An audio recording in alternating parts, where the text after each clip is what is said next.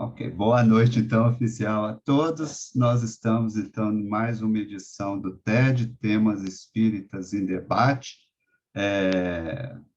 um estudo, né, uma conversa promovida pela comunidade Espírita Info, e hoje o nosso tema é sobre a eutanásia, uma questão, a questão proposta para a nossa conversa é se o que é proposto na codificação espírita ainda é válido. O nosso tema vai ser apresentado inicialmente pelo Eduardo, num prazo aí de 20 a 30 minutos, e posteriormente aqueles todos que estão participando podem apresentar suas ideias, dúvidas, sugestões, ok?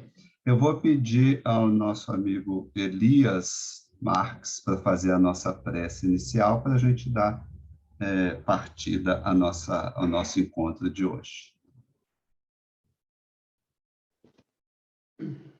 Boa noite. Vamos todos elevar nosso pensamento a Deus, rogando a Ele que nos envie bons espíritos a fim de nos auxiliar, a fim de auxiliar também ao motivador da noite, nosso amigo Eduardo Reis, que vai apresentar um tema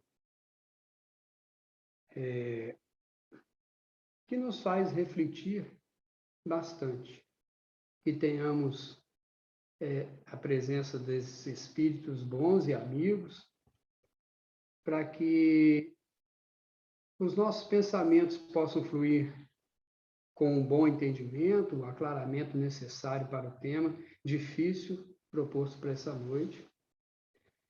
E ainda pedimos que eles nos auxiliem de forma que evitem que nós, aqui encarnados, lancemos a discórdia entre nós e nos desviemos da caridade e do amor do próximo. Que esses espíritos bons e amigos possam nos tornar dóceis aos ensinos do Evangelho de Jesus, aos ensinos da doutrina espírita, afastando de nós todo pensamento de egoísmo, de orgulho, de inveja e de ciúmes, inspirando em nós a indulgência e a benevolência para com todos os nossos semelhantes. Pedimos, enfim, ao nosso guia espiritual para amparar, velar por nós e nos auxiliar, como já dissemos no início da nossa prece, aos bons pensamentos e à palavra motivadora do tema proposto para essa noite. Pedimos, então, permissão para o início dos nossos estudos.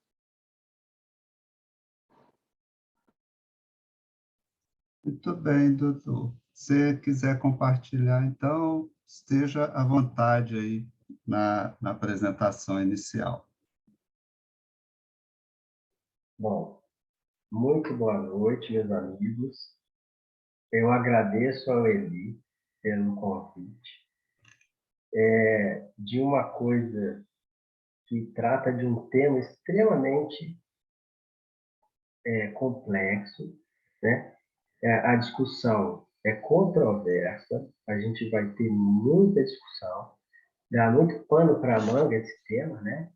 E a minha intenção aqui é trazer alguns subsídios para que a gente possa discutir. Então, eu me planejei para falar pouco, para que a gente possa discutir mais. Eu vou compartilhar, então, a tela aqui.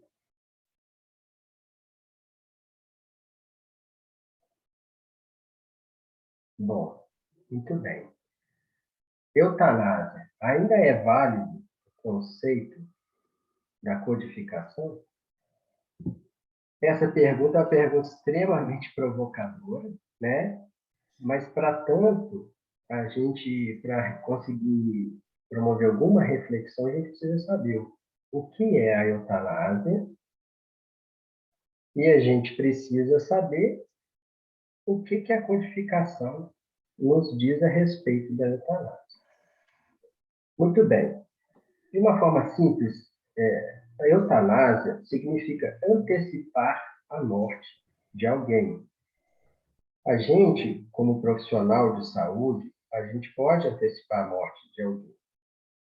A gente pode antecipar a morte de alguém de 3 formas, nós, como profissionais de saúde. A primeira forma é a gente promovendo diretamente a morte daquela pessoa. Seja, uma maneira bastante comum é a gente injetando alguma substância no organismo daquele indivíduo, provocando o desencarne dele, imediato, né? Uma injeção letal, por exemplo.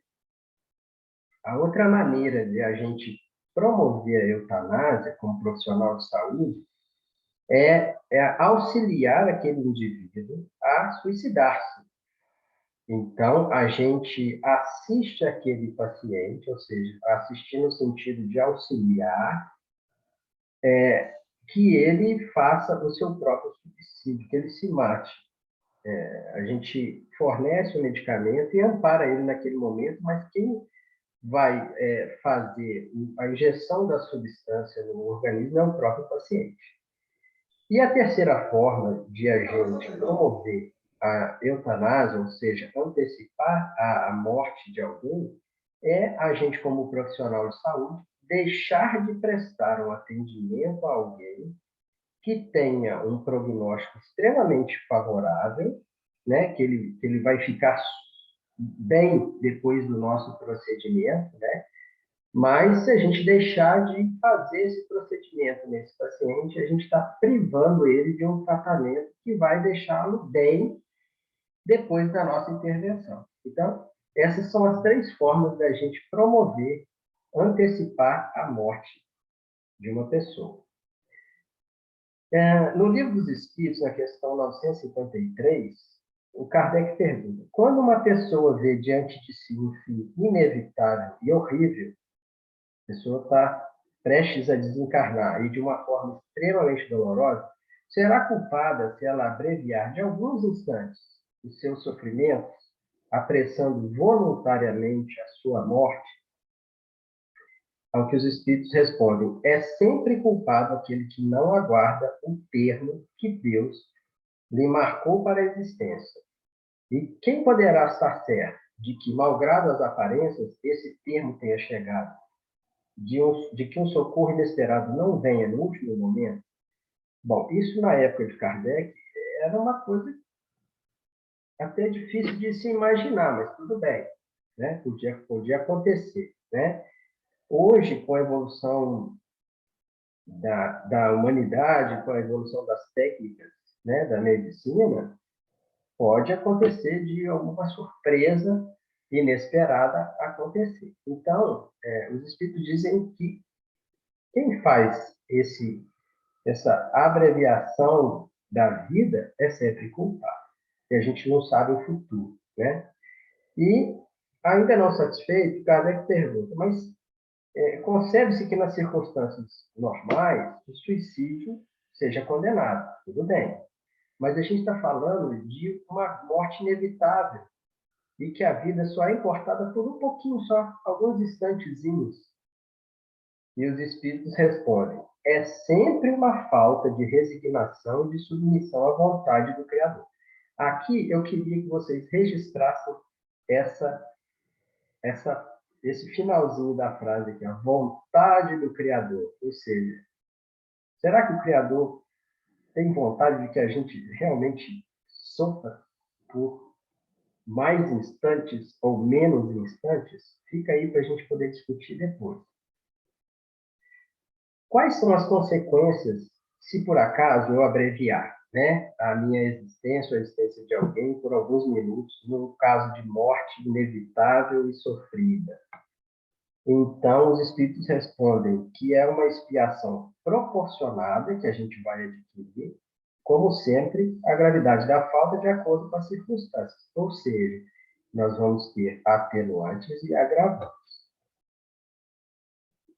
Muito bem. Então, em se considerando eutanásia, a gente poderia encerrar a reunião por aqui, porque essa é a visão da doutrina espírita, e eutanásia como sendo uma abreviação da vida de alguém, não tem muito o que discutir.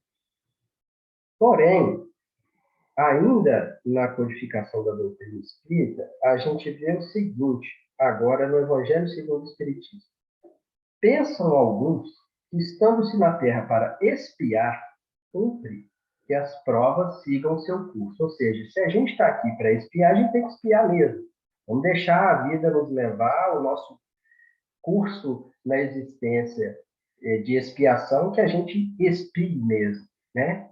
E tem alguns, inclusive, que vão até o ponto de achar que nada devem fazer para atenuar o sofrimento de alguém, ou a expiação de alguém.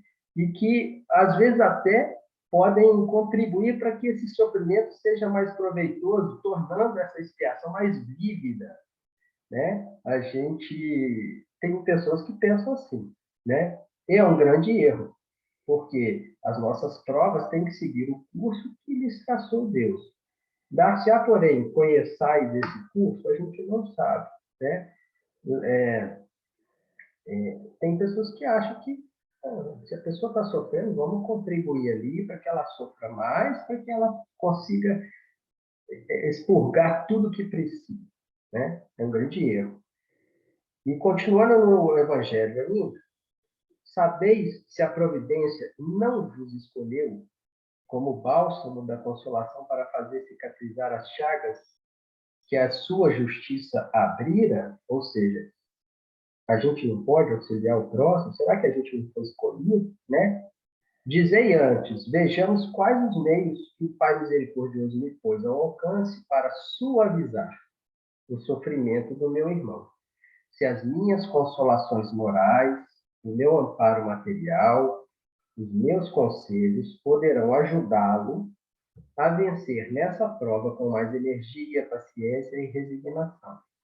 Vejamos mesmo se Deus não me pôs nas mãos os meios de fazer que cesse esse sofrimento. Se não deu a mim também como prova, como expiação, talvez, deter o mal e substituí-lo pela paz. Então, a gente tem aí um outro lado da questão, né? Nós, como pessoas, que podemos promover meios para que cesse o sofrimento do nosso irmão. Então, eu vou deixar a tela aqui e eu queria que vocês observassem um diálogo que eu vou estabelecer aqui entre um médico e um paciente, mas eu queria que vocês pensassem mais do ponto de vista espiritual sobre esse diálogo do que do ponto de vista material, embora a gente possa pensar também do ponto de vista material. O diálogo é mais ou menos assim. Olha, doutor, eu estou ansioso aqui, estou extremamente preocupado. Será que a minha doença realmente é esclerose lateral amiotrófica? Eu já dei um Google, já soube tudo a respeito dessa doença. E eu estou muito ansioso e muito preocupado. Olha, infelizmente, o seu diagnóstico é exatamente esclerose lateral amiotrófica. Nós vamos continuar te acompanhando, eu vou estar ao seu lado para a gente poder tratar você naquilo que for preciso. Mas, doutor, eu já estou sofrendo só de saber desse diagnóstico. Pois é, mas você não tem um déficit neurológico. Você está no início da doença, então a gente vai te acompanhar. Pois é, doutor, mas só de saber que eu posso progredir no tempo com prejuízo, que eu posso chegar a algum momento da minha existência a não conseguir promover a minha higiene pessoal, eu posso não conseguir alimentar-me sozinho, eu, sinceramente, eu prefiro morrer. E vou morrer logo. Morrer logo como? Morrer logo. Eu queria que o senhor me ajudasse a morrer. Agora, inclusive, assim, não quero chegar no ponto de estar sofrendo. Mas, olha, eu não posso fazer isso. Porque, por dois motivos. O primeiro é que é uma questão de foro íntimo e pessoal, eu não faria isso nunca. E segundo, porque isso que você está me pedindo, em alguns países acontece, chama eutanásia, E no nosso Código Penal brasileiro, isso é tido como um homicídio. Não existe lei brasileira para a eutanásia. A gente, no Brasil, trata a eutanásia como um homicídio. E eu não posso fazer isso. Ah, doutor, mas na minha existência, na minha vida, eu procurei sempre fugir dos problemas, evitar o sofrimento. A minha família é assim, a gente quer viver só os momentos felizes, a alegria da vida. A gente vive de uma forma praticamente hedonista, a gente vive para os prazeres, a gente não quer sofrer. Pois é, mas infelizmente eu não vou poder te ajudar nesse sentido. Agora, você pode deixar definido já, enquanto você tem as plenas condições de se comunicar verbalmente ou por escrito, você pode deixar isso por escrito. O que você gostaria que fosse feito em você, do ponto de vista de tratamento, se em algum momento você não tiver condições de falar nem de escrever, por conta da sua doença. A gente chama isso de diretrizes antecipadas. Você pode dizer se você quer ou não que alguém te intube no CTI, que alguém faça uma traqueotomia, uma gastrostomia. Isso é possível. Doutor. Infelizmente, eu vou ter que passar por isso, né? Então, eu vou fazer essas diretrizes antecipadas. E aqui encerra o nosso diálogo.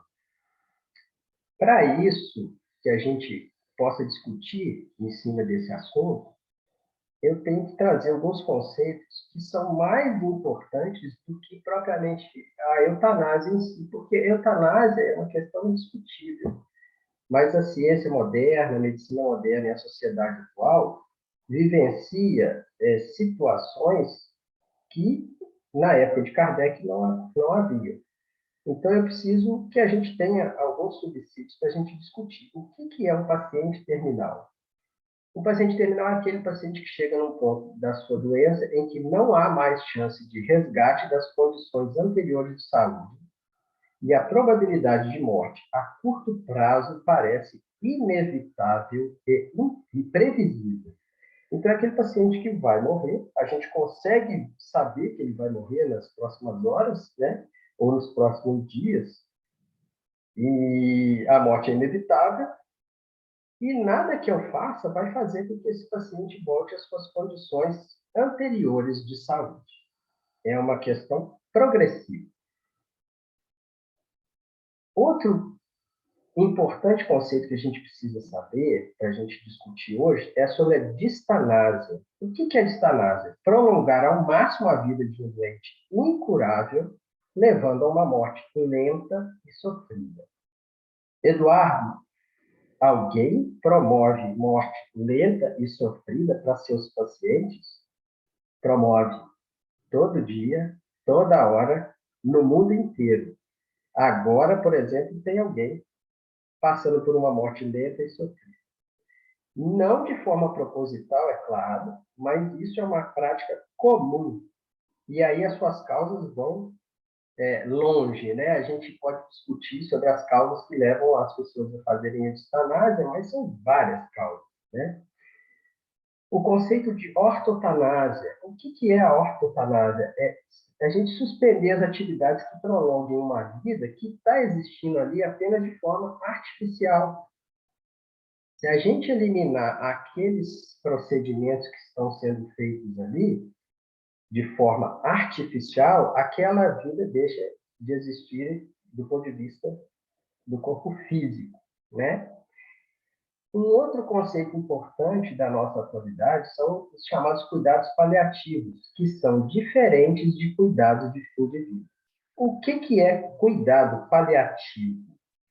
É um cuidado focado no indivíduo, não na doença, no indivíduo e na família do indivíduo. Porque todo paciente que tem uma doença grave, uma doença crônica, uma doença terminal, a família também sofre, e sofre muito. Então, os cuidados paliativos são promovidos por uma equipe multiprofissional. Não é focado e nem centrado na figura do médico, tá?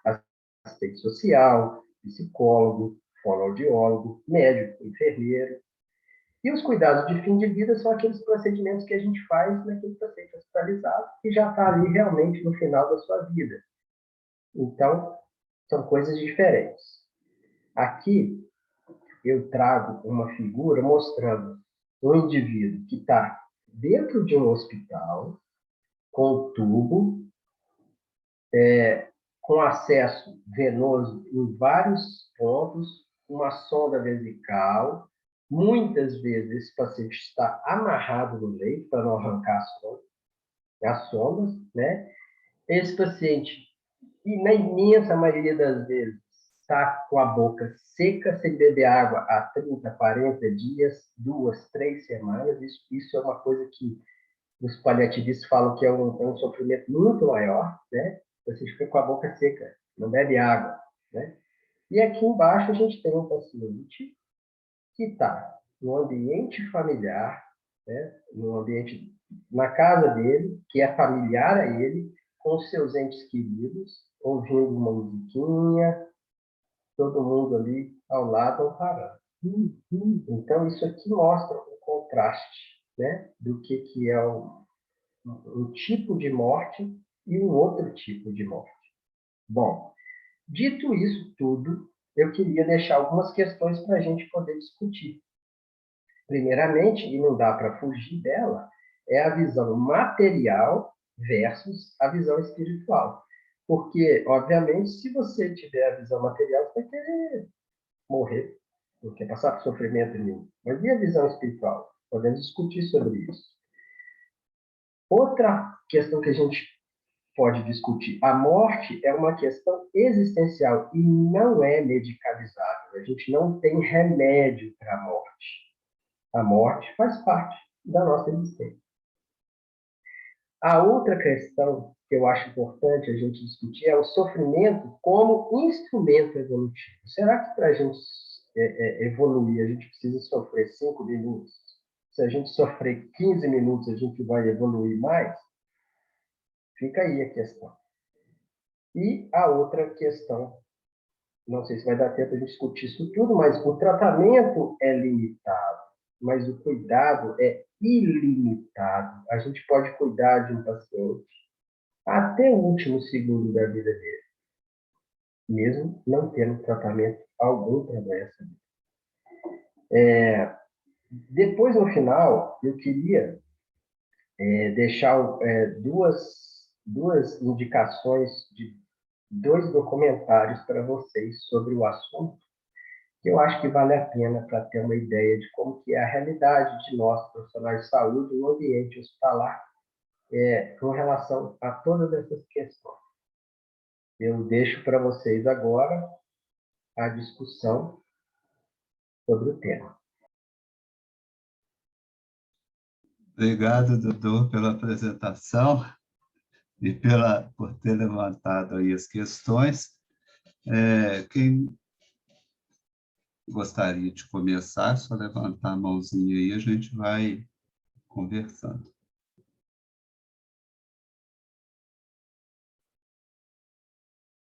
Quem é o primeiro? Ou primeira? Ricardo.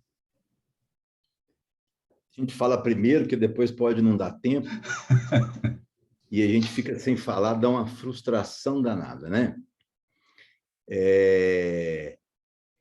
Excelente apresentação do Dudu, assim, fantástica. Eu achei que você foi muito feliz em colocar o Evangelho segundo o Espiritismo. Eu não me esperava que isso coubesse no tema, e realmente coube, e coube de uma forma muito, muito lúcida. E achei tudo que você disse muito bom. O que eu entendo, eu não sei se é exatamente isso que você quis dizer, Eduardo.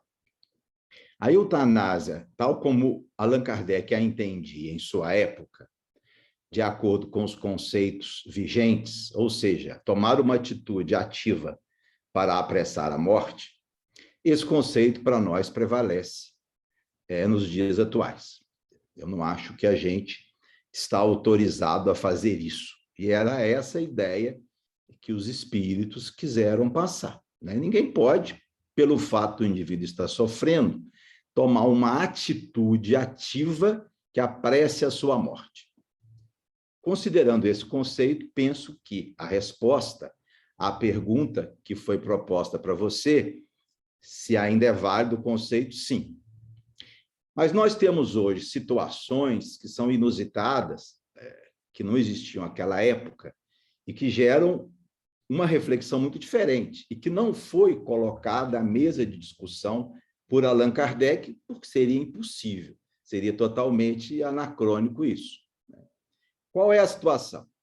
É a situação daquele indivíduo, e você colocou, que poderia ficar quase indefinidamente vivo, entre aspas, graças a medidas artificiais geradas pelo avanço da medicina. Essa situação que se chama hoje de distanásia, quando você mantém indefinidamente esse indivíduo numa vida quase vegetativa, e o contrário, que é a ortotanásia, quando você deixa de investir, né? Um doente já com câncer disseminado, metastático, inconsciente, fecha o rim dele. Vamos para a diálise? Não, não vamos dialisar. Isso é uma ortotanásia. Eu penso que isso é plenamente factível com o pensamento espírita. Acho que é desumano nós investirmos indefinidamente numa vida artificial, mesmo porque, no ritmo que a medicina tecnológica avança, nós podemos chegar a um tempo que o indivíduo não vai morrer. E aí, o que nós vamos fazer? Nós podemos chegar a um tempo em que esse indivíduo vai para uma câmara de nitrogênio líquido, congelado, para aguardar que algum dia se descubra a cura. E aí, o que nós espíritos vamos falar? Vai ficar? Morre o filho, morre o neto, ele fica? Isso pode acontecer. Então, eu acho que o raciocínio que deve prevalecer para nós hoje, a ortotanásia, sim, tem nada contrário à codificação, dá a condição ao indivíduo de morrer com dignidade, sem sofrimento, sedado direitinho, mas sem prolongar indefinidamente algo que é totalmente irrecuperável. Esse é o meu pensamento. Ok. Rodrigo?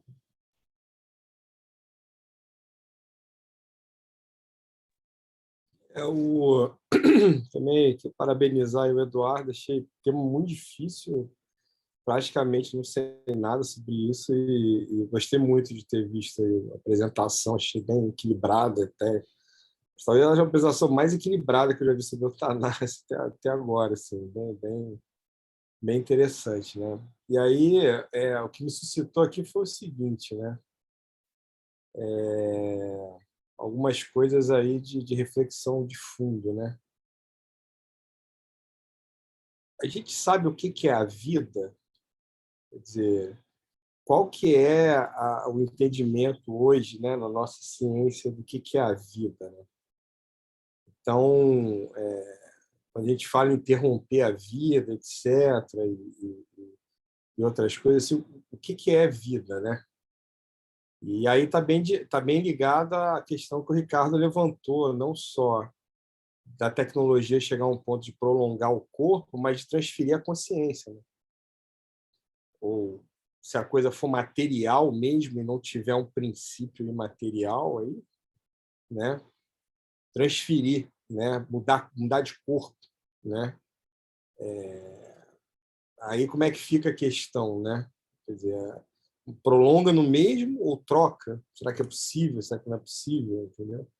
E aí entram questões de alma, etc. Tal. Então, eu estou levantando isso porque é interessante que, de repente, a mesma ciência diz que é irreversível um processo e milagres acontecem, né? Quer dizer, tem vários casos aí de pessoas totalmente desenganadas, entubadas, acordam. E alguns casos aí estudados e oficializados. Então, acho que do mesmo jeito que a gente não consegue saber se a tecnologia do futuro vai mudar a nossa ideia de vida, ou prolongando no mesmo corpo, ou conseguindo transferir alguma coisa para o outro corpo, hoje mesmo, essa mesma ciência que não sabe isso diz, não, nesse caso aqui não tem volta, pode apagar o cara. E, de repente, o cara volta. Né? Então, assim, a gente não sabe nem para frente direito, nem para cá, né? Essa questão do que é a vida, né? Esse é o primeiro ponto. Aí, mais em relação à ciência. O outro ponto aí eu acho que tem um pouco a ver realmente com o espiritismo, etc., que é o seguinte: naquela linha do indivíduo ter que passar pelo sofrimento, etc., como foi o primeiro quadro ali acho que a primeira pergunta, né, dizendo que era negativo para não fazer eutanásia, etc., e depois vieram outras questões que fazem a gente refletir a respeito, né? Deriva para mim de um ponto central que eu venho percebendo em várias questões, que é o seguinte: o espiritismo teve aquele impulso fenomenal ali do Kardec, por um motivo ou por outro. Parece que as pesquisas diminuíram ou pararam, né? E aí ficou uma caixa preta, ficou um gap, né? Então, assim, o que é esse gap para mim, que me chama a atenção em várias discussões que a gente tem aqui? Uma parte do gap. O que é o karma? O que é a lei de causa e efeito mesmo? Como é que ela opera com mais detalhes? Né? Quer dizer, o cara tem que passar por aquilo? Quem falou? Como é que é definido? Quem são esse grupo que de vez em quando aparece nos livros espíritas, assim, vem do alto? O que é o alto? Né? Assim, e se o alto não for uma coisa angelical que a gente acha que ele é, né? Então, como é que fica essa questão, né? Então, karma, planejamento reencarnatório, né? Isso para mim parou. Tem coisas nas obras, etc., mas de repente entender a parte técnica disso, acho que auxiliar muito a gente em questões como eutanásia, né? Porque a tendência é o quê? É isso mesmo, tem que sofrer, está no karma do cara, e eu coloco isso em questionamento profundo mesmo, né? Eu acho que falta entendimento de coisas operacionais. Só que, por outro lado, tem pessoas que falam o seguinte: nossa, você está querendo ser Deus, está querendo entender Deus. Pô, mas imagina se o primeiro cara que achava que o trovão era Deus parasse por ali, né? A gente não ia ter eletricidade, não ia ter nada, né? Então, é um pouco nesse sentido, aí já um pouco específico no espiritismo, né? E eu acho que se aplica essa questão da eutanásia para os que pensam com essa base que é karma, que não pode fazer porque o cara tem que sofrer, etc. Será que a gente entende realmente esses mecanismos para estar afirmando isso?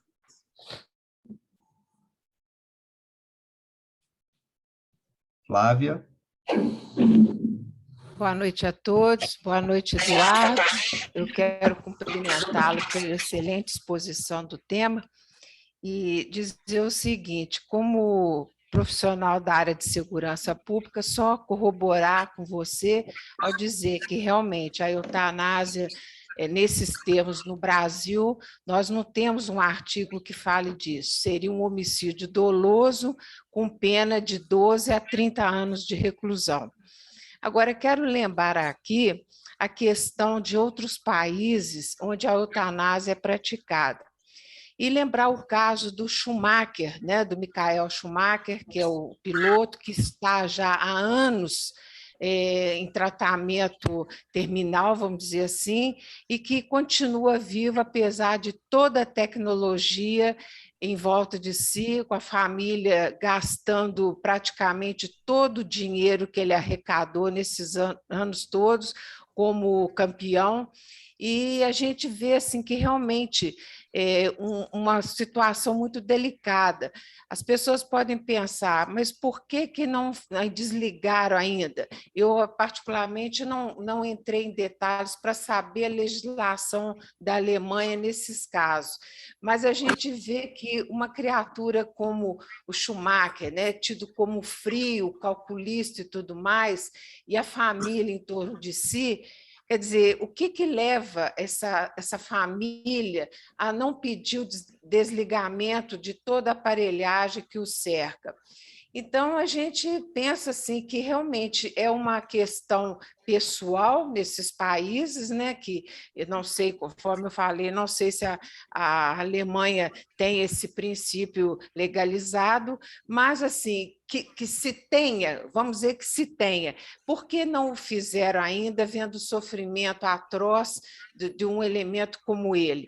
Então, no meu ponto de vista, não deixa de ser realmente um crime, né? Ontem, inclusive, os médicos aí, não sei se acompanham, ontem no capítulo daquele seriado Sob Pressão, teve um caso lá. Eu achei até oportuno, ainda comentei com meu marido, falei, puxa, amanhã vai ser o tema, e foi bem apropriado, em que um casal dá entrada no hospital, o cidadão está com uma doença terminal, e a mulher, que era técnica de enfermagem, acaba fazendo a eutanásia dentro do hospital, mata, né, o marido, porque está no sofrimento tremendo, ele pede, ela faz, e ela tenta se suicidar, mas é socorrida a tempo e não morre. Aí a médica, né, a mocinha lá da série, fala com ela, agora você vai ter que arcar com as consequências. Só faltou ela falar, as consequências jurídicas ela já sabia, mas as espirituais não.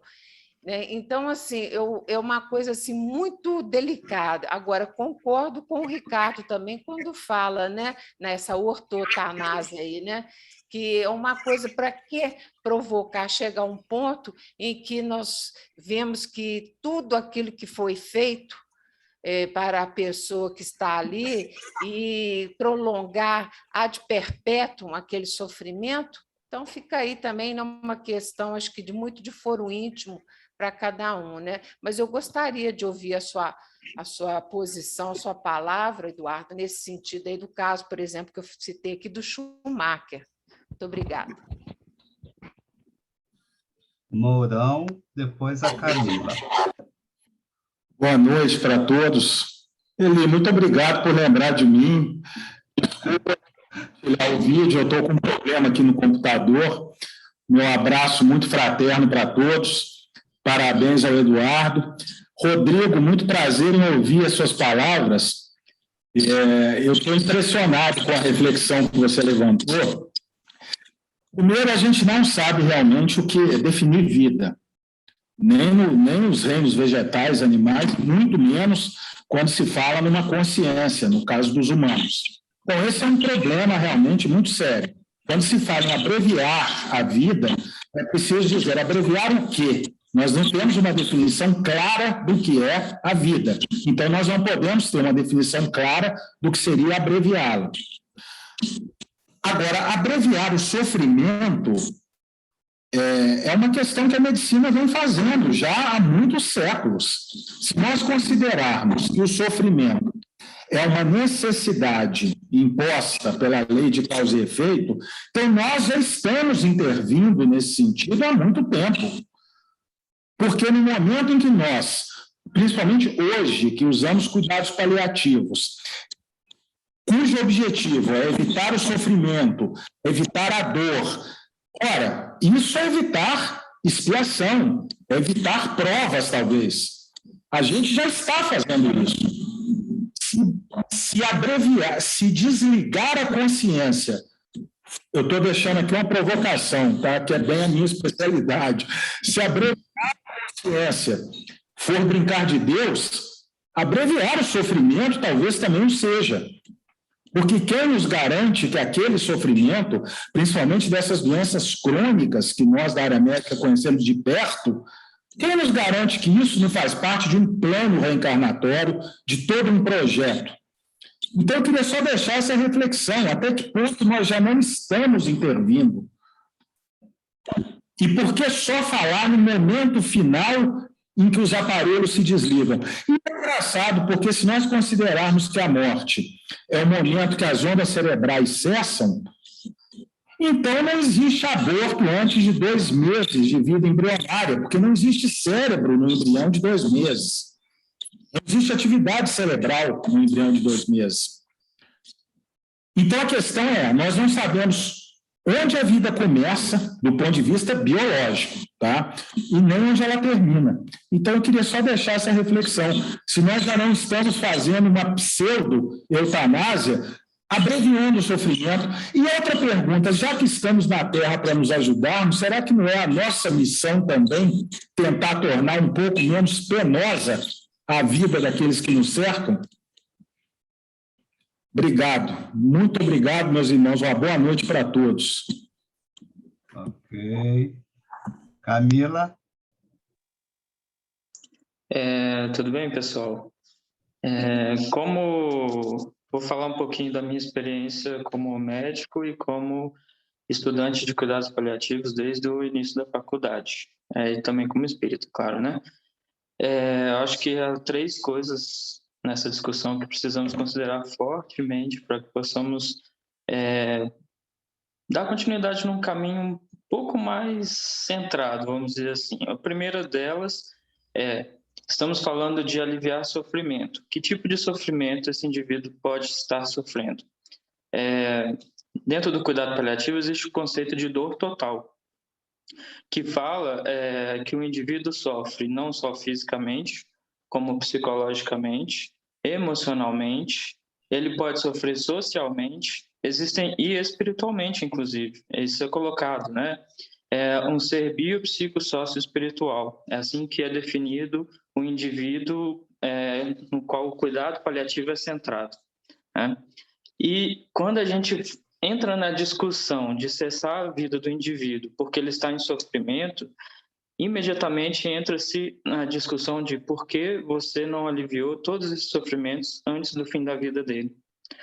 O cuidado paliativo se presta a isso. E o Espiritismo, quando aquela pergunta lá do Livro dos Espíritos, o Espírito responde que não devemos cessar a vida, certamente está imbuído ali um conhecimento de que nós, enquanto seres coparticipativos, né, nós temos como obrigação o trabalho da caridade.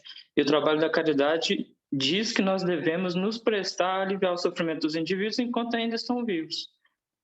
Ainda mais enquanto profissionais de saúde, nós devemos nos atentar para isso antes que o indivíduo chegue na situação de estar no fim de vida.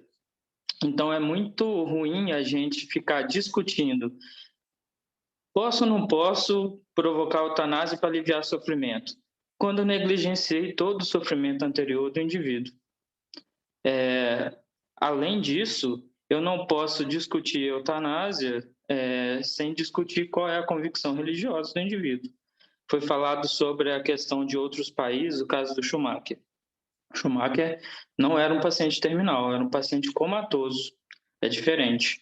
Um paciente que até então não se acreditava que iria acordar, ou se acordasse, poderia acordar muito tempo depois, como já aconteceu. Ele acordou, né? Então, é uma situação completamente diferente. Era um paciente de cuidado paliativo, porque requeria todas as atenções necessárias para alívio do sofrimento físico, porque se a gente tem certeza que poderia causar devido às lesões no corpo que podem acontecer e tudo mais. Agora, do ponto de vista emocional e espiritual, a gente ainda pouco sabe o que ele poderia estar passando, né? Então, nesses países onde a eutanásia é permitida, e mesmo no Brasil, será que é válido nós vedarmos a alguém o direito de eutanásia se ela não acredita em Deus ou se ela não é espírita? Isso é um outro ponto. Dentro da nossa convicção, certamente, eu acredito que nenhum de nós, conhecedores dessa questão do Livro dos Espíritos, todos ficariam temerosos em abreviar a própria vida, né? Do ponto de vista, considerando a sua convicção religiosa. Mas e para o outro? Será que eu posso impor a minha convicção religiosa para o outro? Como foi falado aí da questão dos limites da vida, do feto, enfim, que é uma discussão que existe no Brasil e no mundo sobre a questão de aborto. Tudo isso está muito intricado com a questão de direito individual e direito religioso, né? Uma outra questão que vale a pena pontuar, que é essencial nesse debate, é que muitas vezes nós colocamos a vontade de Deus como sendo a nossa vontade. Ou seja, será que Deus quer que eu sofra? Deus não quer que você sofra, Deus não quer que você... A sua noção de felicidade é só sua. Às vezes você acha que o propósito de Deus para você é uma coisa, mas não tem nada a ver com o que Deus planejou para você. Porque, a bem da verdade, o que a gente sabe é que nós temos livre-arbítrio, não é? E o que a gente sabe também é que Deus nos criou para sermos todos perfeitos um dia, né? E para nos amarmos uns entre os outros. Agora, nesse processo, nesse caminho, ninguém sabe nada. Cada um faz aquilo que a sua própria experiência no mundo te leva. Tanto que a gente vive várias encarnações para que possa ter diversas e diversas experiências e assim conseguir compreender qual que é a nossa função nesse processo, né? Então, muitas vezes a gente fala assim, como o Eduardo colocou, né, o questionamento. Poxa, será que 15 minutos vai fazer diferença? Deus quer que eu sofra mais 15 minutos para aprender alguma coisa? Não, Deus não quer nada. Deus permite que as coisas aconteçam. Aquilo que a gente considera que é bom ou mal, que é sofrimento ou que não é uma coisa de foro íntimo, né?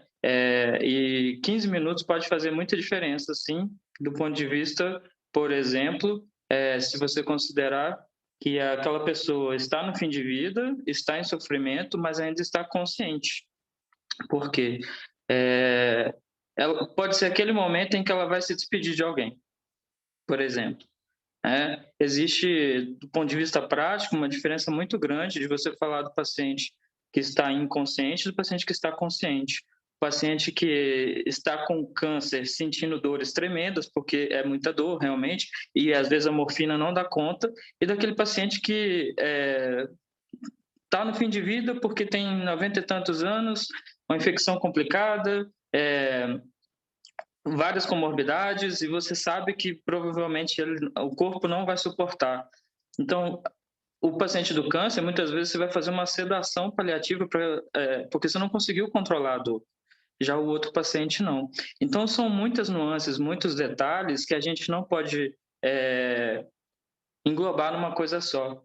Então, penso que, né, resumindo a minha fala, são duas coisas importantes. A gente considerar o conceito total de dor e o que a gente pode fazer antes de chegar no fim de vida e a nossa visão errada, né? A nossa visão distorcida do que Deus quer para nós ou do que Deus está pensando para a nossa vida, né?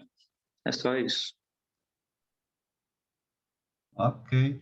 Rodrigo, eu vou priorizar quem não falou ainda, depois volto, se for o caso, para você. A gente está com a Arlene e depois o Elias.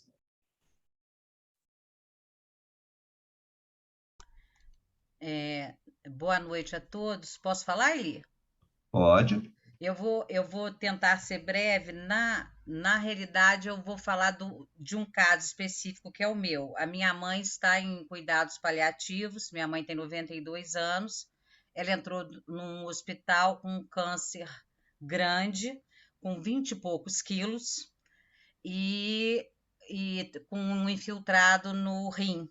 O médico não deu para ela, assim, ele daria para ela em torno de umas 24 horas, isso foi em julho, agora.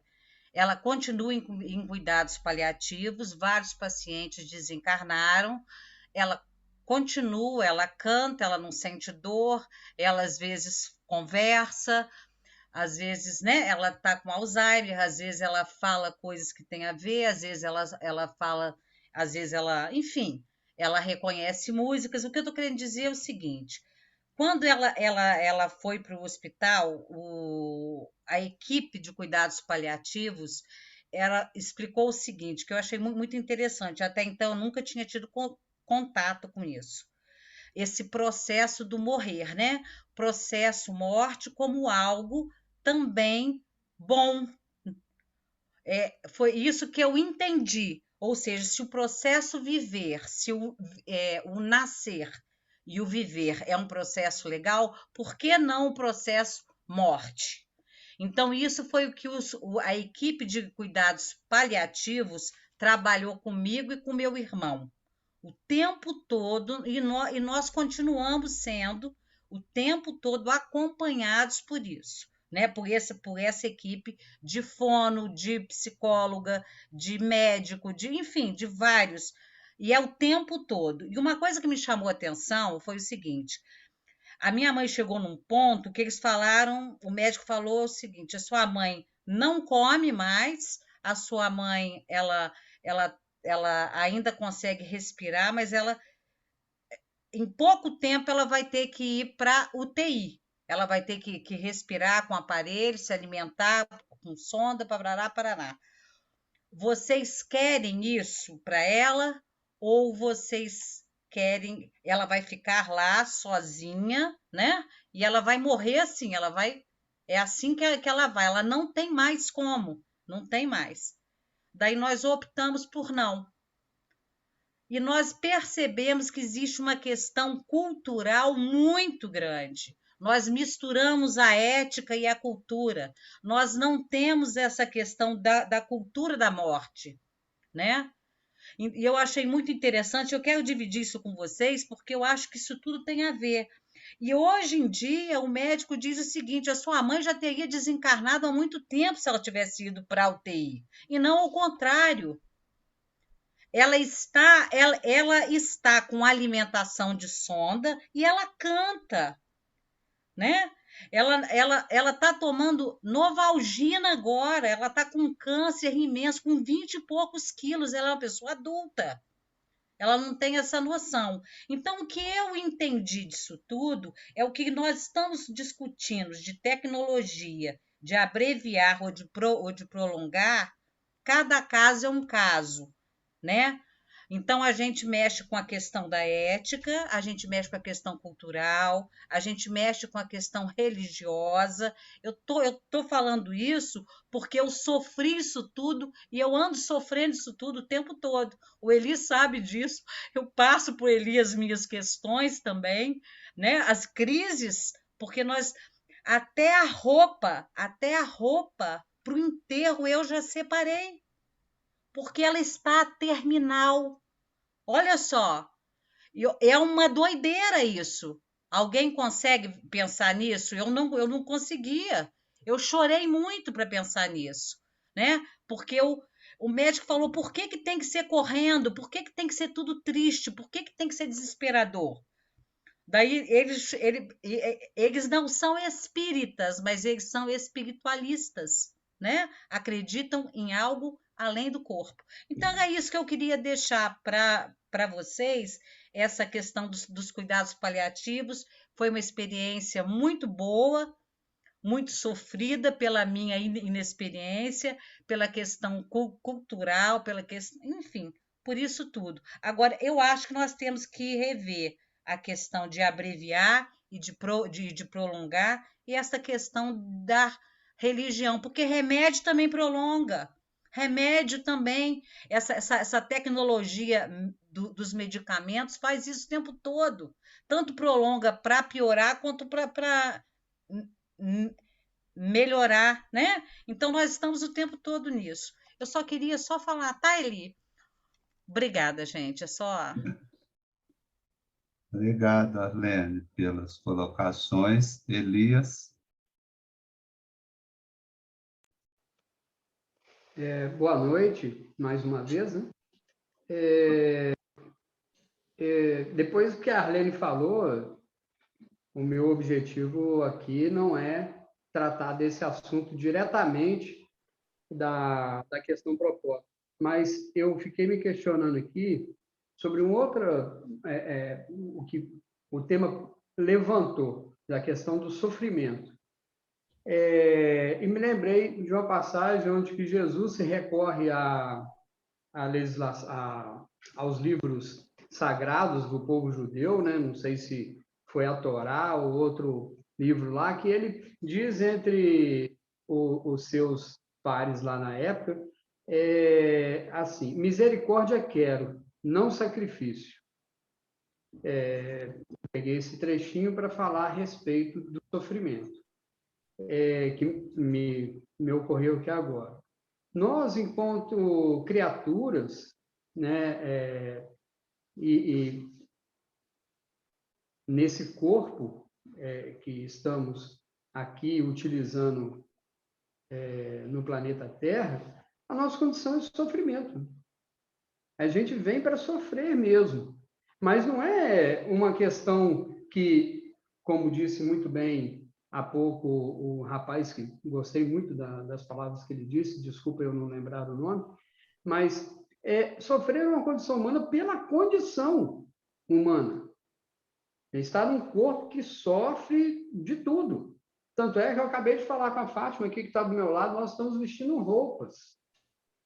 Por quê? Porque o nosso corpo não nos provê, né, o calor necessário como os animais. Os animais não precisam de roupa porque eles estão de acordo com a natureza que nos cerca.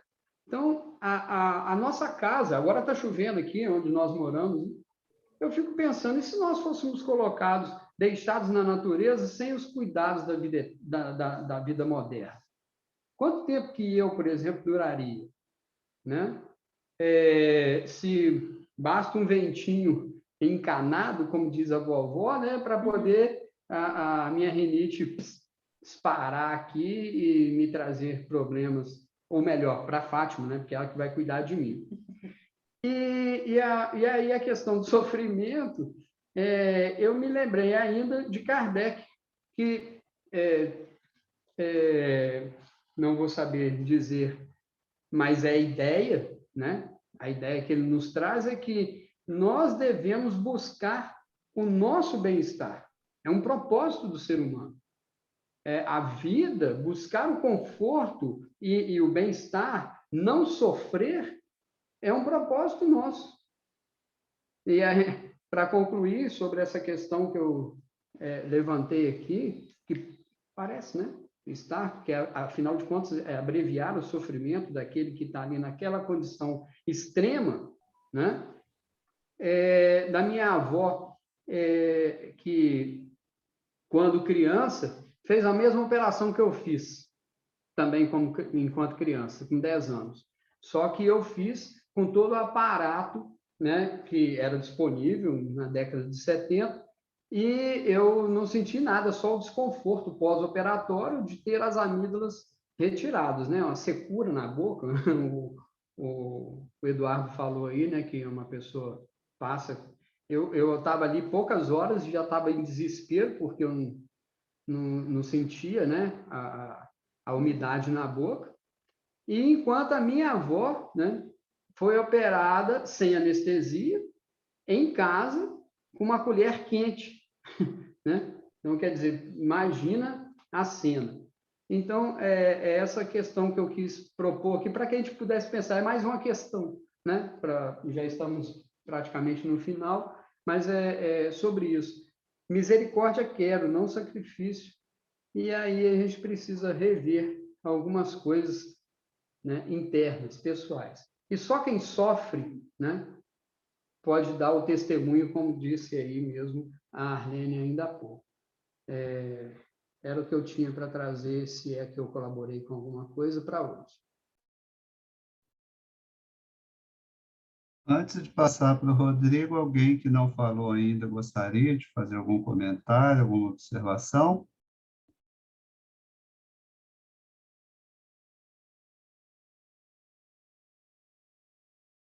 Rodrigo? Então, pegar esse último ponto aí, que eu acho que veio algumas falas aí diferentes, né? O que Deus quer para a gente, né? E toda essa questão se tem que sofrer realmente, e etc. Né? E aí, um convite a um experimento mental, né? Imagina que os ratos, eles são um pouquinho mais conscientes do que a gente imagina, né? Se comunicam, né? Chegam a trocar ideias, etc. E aí está cheio de rato no laboratório. Tá? À noite, quando eles dormem, os cientistas colocam um certo gás para eles adormecerem e escolhem alguns ratos ali para injetar alguma substância, alguma coisa, para ajudar a entender certas doenças do ser humano, faz experiência com os ratos. Né? E aí os ratos acordam, alguns vão desenvolvendo problema, né? E vão sofrendo, e vão tendo dores. E os cientistas, que os ratos não estão conseguindo ter consciência deles ali, observando por meio de máquinas, etc., o desenvolvimento deles ali, né? E eles, às vezes, vão acreditar, né? Que aquilo ali é importante para eles aprenderem alguma coisa, né? E aí eu volto um pouco naquela questão que é muito difundida, que a gente está num planeta hospital-escola. Em geral, quando falam isso, dizem escola para a gente. Mas será que também não é escola para outros seres que estão vendo o que acontece com a gente aqui? Né?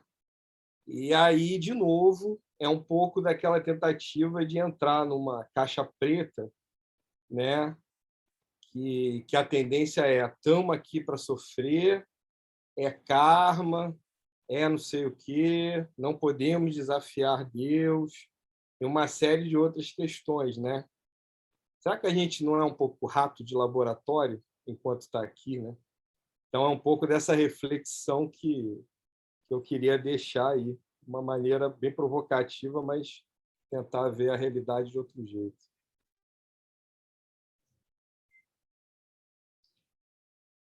Como não temos outros inscritos no momento, Dudu, você gostaria de fazer uma colocação em cima de tudo que foi falado aí? Eu queria deixar duas indicações de documentário que tem na Netflix. Uma chama-se Extremis, com I, Extremis, e a outra chama A Partida Final.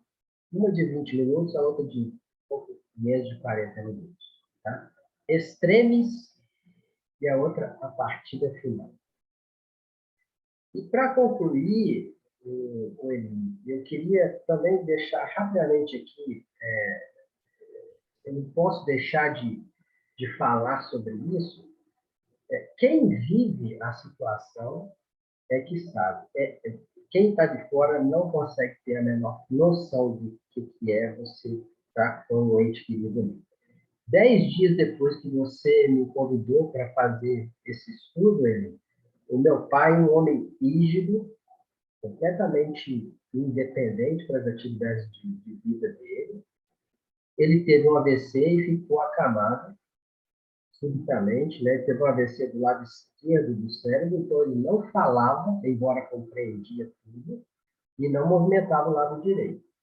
E ele complicou com crises convulsivas, enfim, foi rebaixando o nível de consciência e sofreu durante 65 dias, dos quais os 4 últimos dias dele foram de um sofrimento que eu não tinha visto. Ele ficou, para quem é da área de saúde vai saber, ele ficou em gasto durante 4 dias. Ele ficou com um ritmo de respiração agônico que a gente costuma ver no paciente que vai morrer em 15 minutos, 20 minutos, no máximo 12 horas. Ele ficou 4 dias sofrendo isso. E eu confesso a vocês que eu pensei em fechar o oxigênio dele. Eu não fiz, mas eu pensei para abreviar aquele sofrimento dele, embora ele tivesse com bombas de infusão contínua de morfina, né? Então, durante esse processo, o pai acordou e ficou em coma 3 vezes. Ele infectou, ele fez uma endocardite infecciosa, que é uma coisa comum no ambiente de CTI, provocado, inclusive, não intencionalmente, mas é uma complicação possível, né? E chegou num ponto que a gente optou por paliativar ele, né? A gente usa esse termo, embora os médicos dele não quisessem, por cada um dos seus motivos, porque a gente, como médico, também tem uma relutância de aceitar que a gente não consegue combater a morte quando ela tem que ir, né? Então, a gente fica naquela obstinação terapêutica, né? E o que a Arlene disse, para concluir, é que os cuidados paliativos, eles podem começar já no diagnóstico, não de maneira até ideal, né? Os estudos mostram que o paciente que começa com cuidado paliativo já no diagnóstico, ele vive 5 meses mais. Veja bem, ele tem uma sobrevida de 5 meses a mais, em média. Por quê? Porque ele tem todo um amparo. E a família sofre demais. A família sofre muito. Então, a equipe de tratamento paliativo, ela aborda o indivíduo doente e a família também. Então, essas são reflexões que a gente tem que trazer para o nosso momento de vida atual, da nossa passagem atual aqui pela Terra, porque, inclusive, os profissionais de saúde não entendem quando você fala, olha, não vou fazer isso, não vou fazer aquilo, não vou levar para o CT. A enfermeira fala comigo, mas como que você não vai levar para o CT, seu pai? Não, eu não vou. O pessoal do hospital já ficava me olhando assim, falando, esse cara é meio doido, né? Você vai deixar o seu pai aqui? Vai, ué.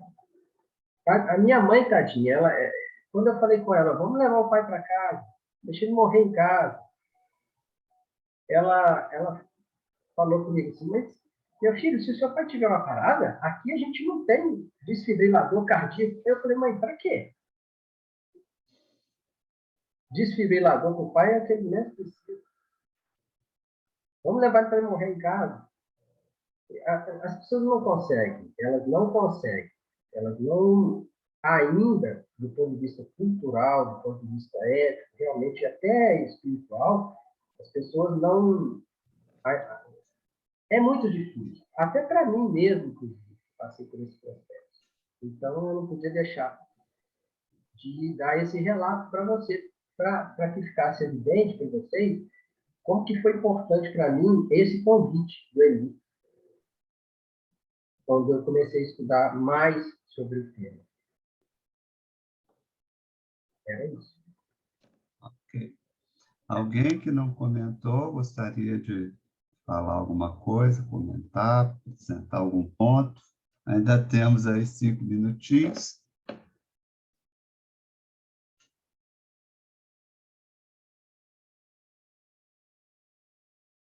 Ricardo? Como os que não falaram continuam calados, então eu que já falei, falo de novo, né? Isso que a gente está procurando conquistar hoje, essa morte digna, com respeito à pessoa e com respeito à doença, isso foi uma luta que foi travada há algumas décadas por um espírita. A mulher que mudou o conceito de morte e morrer era espírita e reencarnacionista, porque os espíritas norte-americanos, grande parte deles, não eram reencarnacionistas. A doutora Elizabeth Kliber-Rosa, ela se tornou espírita e os últimos livros dela, ela confessava a crença na reencarnação. E médium, né? Desenvolveu a mediunidade sem nunca ir para uma sessão. Ela dizia que ela não tinha paciência com esse negócio de ficar rezando. Ela desenvolveu a mediunidade cuidando dos outros. E ela passava a ver os doentes dela que morriam, que vinham conversar com ela. E foi ela quem lutou muito, desde o início, para que esses pacientes pudessem morrer junto com a família, com o mínimo de tubo possível. E ela narra muitos casos bonitos de doentes. No final da vida, ela passou a cuidar de crianças terminais, que ela levava para casa, montava toda uma estrutura no lar, né? Colocava a criança, não no quarto, né? Porque criança para o quarto é castigo. Colocava a criança na sala, montava uma estrutura, a cama na sala, treinava todo mundo da família para cuidar, o soro, essa coisa toda, ligar o oxigênio, e as crianças dela morriam ali, e ela junto, os pais, essa coisa toda.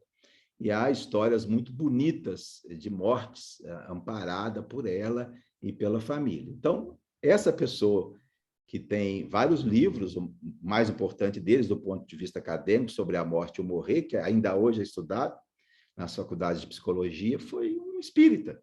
Olha só, que naquela época já falava algo que a gente está tentando agora lutar contra as questões históricas, culturais, que a Arlene falou.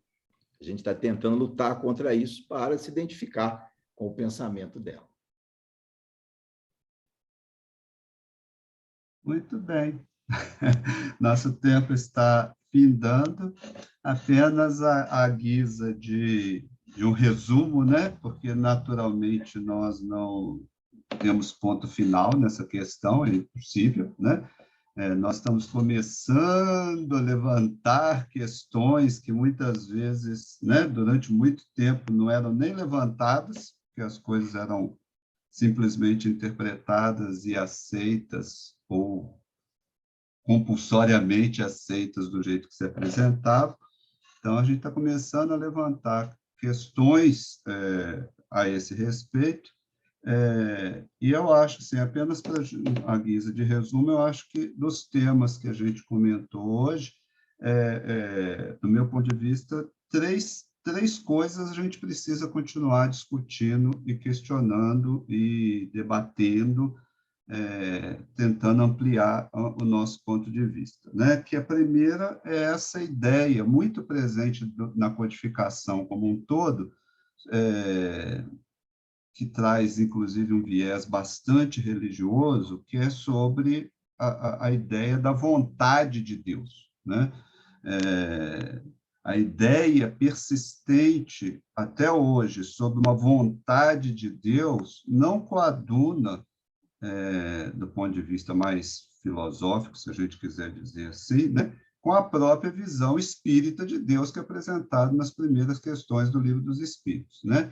Vontade pressupõe uma certa, do jeito que a gente usa a expressão, uma certa humanização da figura divina, que acaba sendo, mais uma vez, uma projeção nossa em relação a Deus, né? Conforme alguns comentaram, muitas vezes o que a gente chama de vontade de Deus é muito condicionado pela vontade nossa, enquanto indivíduos ou enquanto grupo religioso. Então, é um tema que eu acho que a gente precisa continuar discutindo. Outro tema esse é infindável, né? Que é a questão do sofrimento, o problema da dor, e essa questão da cessação do sofrimento, né? A gente precisa cada vez mais, do meu ponto de vista, desmistificar essa ideia de que a gente precisa do sofrimento para evoluir, né? É importante cada vez mais a gente imaginar o sofrimento como consequência e não como causa do nosso processo evolutivo, e, consequentemente, né, essa pequena mudança, aparentemente pequena mudança, leva a uma mudança muito grande de como que a gente lida com o sofrimento, né, e com a cessação do sofrimento.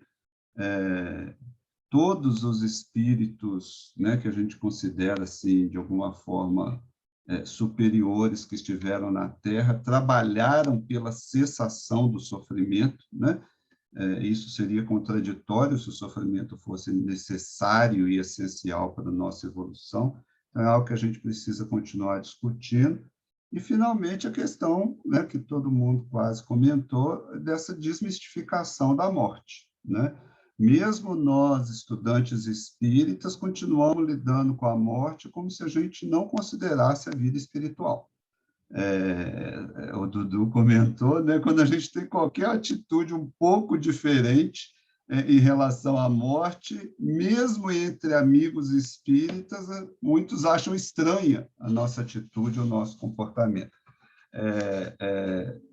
Eu brinco sempre, né, lembro sempre que tanto meu pai quanto minha mãe já desencarnaram, e no velório deles eu não chorei. E todo mundo chega assim, você pode chorar, eu não quero chorar, eles estão bem, eu acredito que eles estão bem, acredito que eles...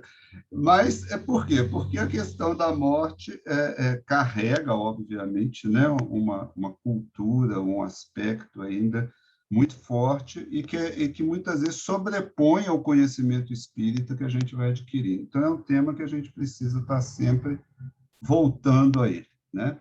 Acredito que temos bastante material, né, para a gente refletir. De novo, não há intenção da gente fechar colocar um ponto final no tema, mas temos mais elementos para refletir à luz do Espiritismo sobre esse assunto que é tão difícil. Nós agradecemos a presença de todos que estiveram aqui conosco e vamos, encaminhando para o nosso encerramento, fazer uma prece, agradecendo a Jesus e aos nossos amigos espirituais que estiveram nos acompanhando, por mais essa oportunidade de estarmos trocando ideias, refletindo em conjunto, em grupo, sobre temas que ainda são tão difíceis para a nossa compreensão. Acreditamos que, amparados por esses espíritos, que de alguma forma já estão à nossa frente nessa jornada evolutiva, intuídos por eles, auxiliados por eles, poderemos cada vez mais compreender melhor, não só os temas ligados à morte, mas também os temas ligados à vida. Agradecidos, assim, então, por essa oportunidade, pela presença de tantos amigos e amigas, nós encerramos o nosso encontro da noite. Que assim seja. Boa noite. Boa noite. Boa noite, gente. Boa noite, gente. Boa noite.